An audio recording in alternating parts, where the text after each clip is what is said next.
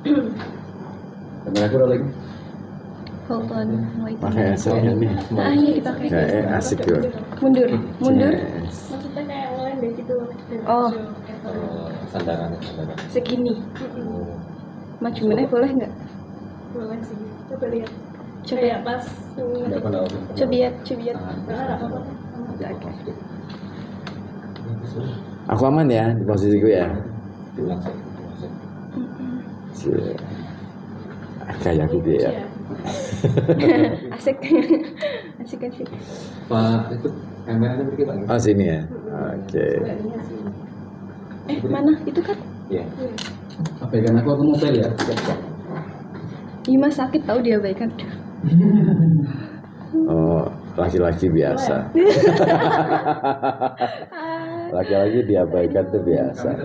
Tapi kalau mengabaikan, karena biasa mengabaikan.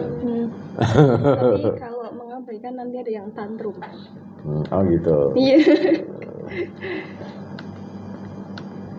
Istriku tuh termasuk orang yang aku abaikan.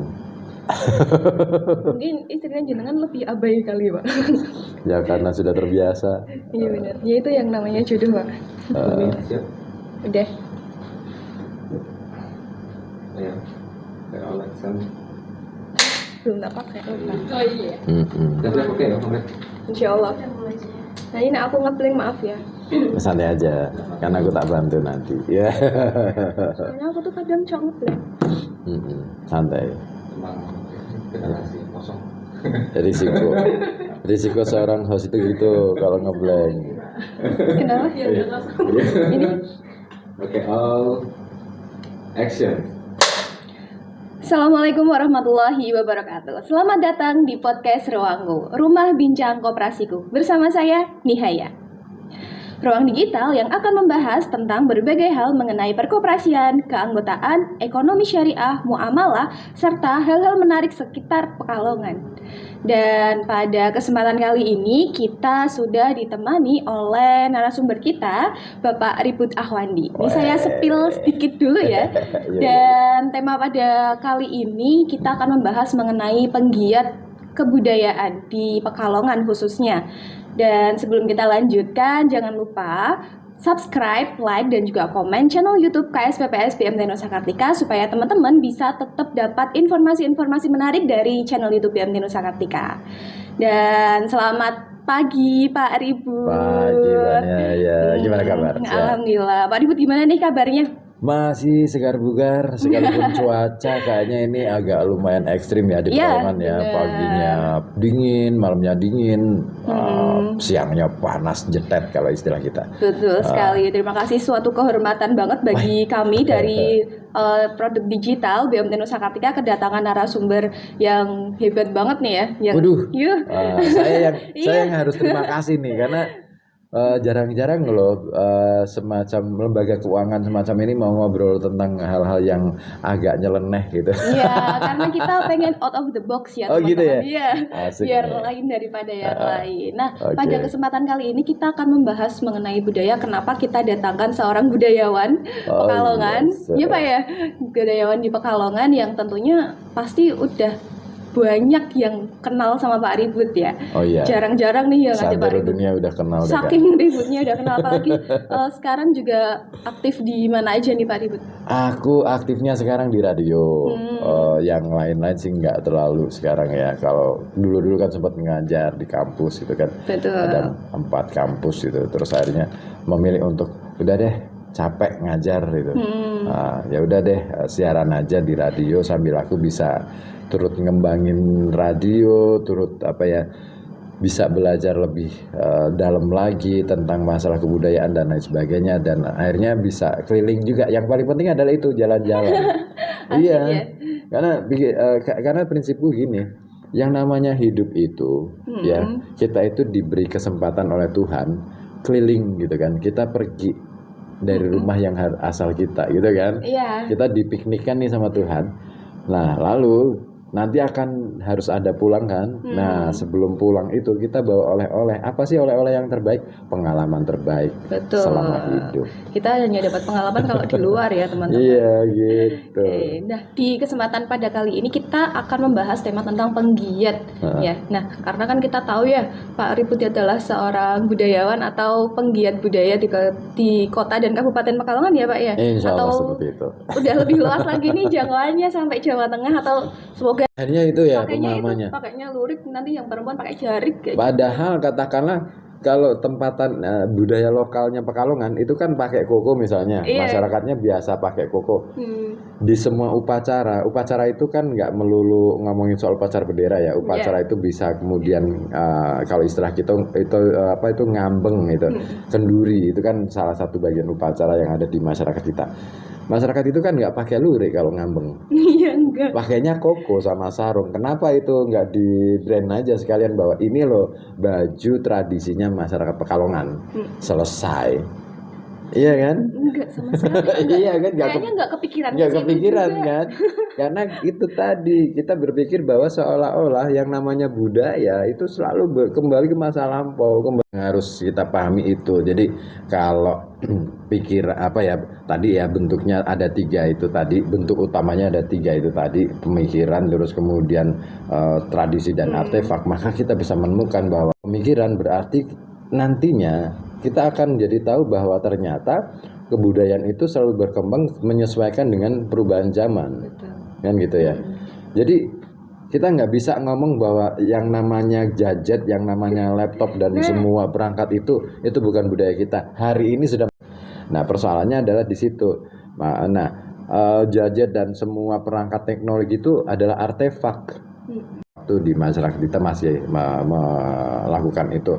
Tapi bukan berarti ada tradisi-tradisi lain yang nanti juga akan menggeser tradisi-tradisi lama. Contoh misalnya yang lagi yang lagi rame misalkan sholawat. Dulunya kan nggak ada gitu kan. Nah sekarang baru muncul. Nah kemudian nanti akan ada apa lagi? Misalkan tradisi ya ini yang lagi rame lagi di dunia maya, di dunia digital ini. Pertemuan nggak harus tatap muka kayak gini. Itu cukup dengan rapat. Dalam tradisi masa lalu, rapat itu tidak ketemu langsung terus bahas kayak gini. Tapi ada dulu acara pembukanya. Apa sih misalkan tahlilan dulu, kayak berjanjian dulu, kayak kalau di kita kan gitu ya. Nah terus baru kita ngobrol. Bukan rapat, istilahnya ngobrol santai gitu kan. Tapi nanti endingnya adalah bahas tentang perkembangan kampung misalnya. Nah itu kan tradisi yang ada di masyarakat. Jadi nggak langsung ujuk-ujuk ke kumpul langsung bahas intinya. Betul. Gitu ya Pak. Kalau budaya modern kan begitu. Pokoknya kelurahan gitu kan. Atas nguruk ngaji, ya kan, atau ngajari ngaji. Tapi dulu yang namanya kiai kampung itu menjadi tempat untuk bersandar atau katakanlah orang mau nanya apa aja ke kiai kampung. Anak lahir, ya kan, tanggal mau nikah, terus ngasih nama anak, ngasih, pokoknya semua mau syukuran aja nanyanya sama kiai kampung. Nah, beliau ini kiai kampung inilah yang sebenarnya budayawan yang sejati. Iya, karena mempraktikkan kebudayaan secara di tengah-tengah langsung masyarakat. di masyarakat. Betul. Gitu ya, Pak, ya. Ya terlepas dari beliau menguasai ilmu petung atau enggak, atau dia pakai apa enggak gitu kan, itu urusan pribadi ya. Tapi paling tidak beliau menjadi solusi di tengah-tengah katakanlah permasalahan yang dihadapi oleh masyarakat. Betul. Nah itu tugas budayawan adalah seperti itu. Bukan ngoceh aja sih. Nggak apa-apa sih yang diocehin kan bermanfaat ya buat teman-teman di rumah khususnya. Tapi kalau tadi ditanya sudah sampai mana aja, belum sampai mana-mana sih, masih di Pekalongan aja. Di Pekalongan. Tapi mohon maaf nih sebelumnya saya pengen. Gitu. Iya. Itu sorry ya. Jadi saya kan jurusannya sastra. Mungkin ya sih lulusan sastra itu diterima di Pekalongan. Sementara kebutuhan di Pekalongan itu lebih cenderung ke bagaimana kita bisa berbisnis, bagaimana kita bisa, ya kan, ekonomi kan. Iya. Nah hal-hal yang seperti yang saya geluti itu kan hal yang boleh dibilang langka. Benar. Nah, meskipun sebenarnya ketika aku ketemu dengan banyak orang, loh ternyata kamu jurusan sastra dulu. Banyak juga yang menggeluti itu, cuman mereka malu-malu untuk menunjukkan bahwa jati dirinya. ini loh saya itu lulusan sastra gitu. Nah mungkin saya agak lain aja sih. Agak lain. Next Iya, cut tapi gitu aja. justru kaum minoritas yang akhirnya justru lebih apa ya? Ya gini, ada hukum Blow yang harus kamu pahami, Gimana Pak? bahwa orang ketika berada di lingkungan yang mayoritasnya A, kemudian dia milih untuk B, jadi minoritas, dia effortnya pasti lebih besar daripada yang mayoritas. Benar. Percaya apa enggak? Iya. Tuh. Selalulah jadi yang minor ya guys. Kenapa? Itu untuk apa? Mawas diri. Benar. Jadi nggak apa ya Pak ya, kayak kita nggak terlalu nyaman di zona nyaman. Iya, di zona nyaman sebagai masyarakat yang mayoritas, santai aja kan akhirnya. Akeh bolone kok gitu. Kayak jiwa struggle-nya itu kurang Kurang. ya. Betul, harus itu. Makanya aku selalu berusaha untuk seperti itu. Meskipun risikonya ya lumayan. Iya. Contohnya apa nih Pak? Ya mungkin dianggap aneh, tapi bagi saya manusia itu sebenarnya sumber keanehan sih. Wih. Nggak ada manusia yang wajar. Kalau kita menganggap manusia itu sesuatu yang wajar, maka berarti ada yang salah dengan cara dia mengalami disorientasi kan. Nah itu bahaya. Lebih ke itu sih Pak. Mungkin kalau misalnya sepengalaman teman-teman saya juga ya, kebanyakan yang merasa salah jurusan dan ada beberapa yang memang bisa melakukan penyesuaian, akhirnya bisa mengikuti sampai akhir. Tapi maksa banget tuh. Iya, tapi ada beberapa yang emang dia tuh nggak mampu, akhirnya dia pusing sendiri kan Pak, karena salah jurusan tadi. Dari SD, katakanlah dari PAUD sampai ke mau S berapapun itu, kalau misalkan ada S6 pun S6 lah ya. Itu Samsung. Ups. Katakanlah ada SS berapa itu ya. Itu sebenarnya lebih ke bagaimana kita itu mengelola diri kita, mengenali diri kita, mengenali potensi diri kita, membaca itu, terus mempelajari potensi-potensi itu bisa digunakan untuk apa saja dalam hal kecakapan hidup. Nah, setelah itu urusan pekerjaan itu urusan yang berbeda. Benar. Jadi banyak kok yang kerjanya nggak sesuai sama jurusannya. Iya, sebenarnya semua pekerjaan sesuai dengan jurusannya, pasti. Karena gini loh, sebenarnya kita nggak sadar ya. Kita alam pikir kita itu yang kadang-kadang nggak sadar. Contoh misalkan saya lulusan sastra Indonesia, tapi saya kerja di radio. Sebenarnya nggak ada hubungannya kalau berdasarkan keprodian, ya kan? Harusnya itu bidangnya anak ilmu komunikasi, ya kan? Tapi why saya bisa masuk ke radio? Ya kan, karena saya punya kemampuan untuk membaca lebih baik daripada anak komunikasi misalnya. Dan itu true ya. Iya kan, Ya, dan saya punya, iya kan, dan saya punya kemampuan lebih untuk mendayagunakan bacaan saya, ingatan saya untuk bisa saya ramu menjadi sebuah sajian ketika saya membawakan sebuah acara. Benar, karena ketika kita harus siaran, gitu kan wawasannya harus luas ya Pak. Yes. Nggak cuma skill komunikasi aja, tapi juga wawasan itu penting banget. Makanya itu dia, itu yang harus dipahami oleh para orang tua. Saya sendiri sekarang sejak awal saya tidak memaksakan anak-anak saya harus seperti yang saya inginkan. Dia punya kecenderungan seni juga ya Pak anak-anaknya? Enggak, anakku malah justru ke olahraga. Oke. Tapi jangan lupa bahwa olahraga itu bagian dari kesenian loh dulunya. Pentas seni loh sebenarnya olahraga itu. Kalau dulu. Makanya kan ada porseni kan? Tapi iya porseni. Terus sekarang juga kan kalau olahraga itu banyak cabangnya yang malah menurut saya itu banyak step-stepnya buat kita lebih grow up. Iya nggak sih Pak olahraga, bahkan kan kayak PON, SEA Games itu olahraga semua ya. Tapi itu sebenarnya kalau kita ngomongin tentang kebudayaan, olahraga juga bagian dari. Kayaknya jeblok banget gitu. Nggak masalah. Iya, cuman kan yang berkembang di masyarakat gitu akhirnya image ya. Anaknya dianggap nggak pinter ya gitu. Itu dia. Lebih ke pandangan ya Pak ya sebenarnya, kayak salah persepsi nggak sih? Salah persepsi sih, karena saya gini. Saya lulusan sastra Indonesia, tapi nggak lupa untuk baca buku-buku sains juga loh. Saya juga belajar juga tentang matematika. Kenapa? Bukan apa-apa, saya ingin tahu gitu loh. Nah orang tua kita ini kadang-kadang jarang nih pada mau ngulik-ngulik yang kayak gitu kan. Nah itu yang menjadi persoalan. Oke, spesialisasi wajib hukumnya kita kuasai, tapi jangan mengabaikan ilmu-ilmu yang lain. Benar. Gitu sih kalau aku bicara seperti itu. Nah ngomongin lagi nih, balik lagi, ini kan ngomongin soal ilmu pengetahuan ya. Ya, kita jadi melebar ya. Nggak apa-apa. Oke, harus minum dulu nih kayaknya nih. Buat saya? Iya. Apa buat nih ayah? Buat jenengan Pak, monggo. Nggak boleh pakai merek, nggak bayar. Nanti Ya, kita jangan, minta jangan. ini ya. Ini aja. Jangan batuk, pengen batuk. Nggak boleh Pak Haji. Ini guys, behind the scene-nya. Yuk, Oke. lanjut ya. Tadi Wait, nggak muncul ya, apa ya? Maksudnya yang baru diketahui ya gitu. Ya, jadi banyak banget, masih misterius Pekalongan. Makanya banyak hal ya. Tapi kalau misalkan saya mau bongkar-bongkar itu nanti aja dulu deh. Nanti kita lanjut part 2 ya. Ya kayaknya karena kalau dari sisi cerita-cerita itu ya, salah satu yang mungkin perlu dipahami adalah pernah ya, mungkin teman-teman pernah dengar bahwa Pekalongan itu ada kaitannya dengan kerajaan kuno Jawa yaitu Kalingga. Wah, itu. Oke. Itu dahsyat itu.